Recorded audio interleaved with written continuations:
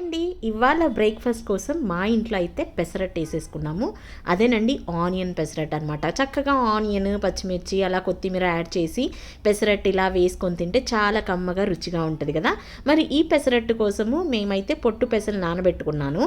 అయితే ఏంటంటే ఒక మార్నింగ్ వేసుకుంటామనగా ఒక ఎర్లీ మార్నింగ్ 4 o'clockకి చక్కగా వాటిని నానేసుకునేసి బియ్యంతో పాటు పొట్టు పెసలు అండ్ అలాగే పచ్చిమిర్చి, కాస్త అల్లము, జీలకర్ర అలా వేసి గ్రైండ్ చేసి గట్టిగా పెట్టుకున్నాను అనమాట పిండిని.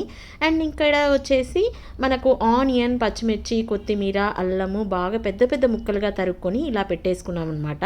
అండ్ పెసరట్టు వేయంగానే అలా ముక్కలన్నిటిని కూడా ఇలా పైన చల్లేసుకుంటే వావ్, ఆ టేస్ట్ అయితే చాలా చాలా బాగుంటుంది.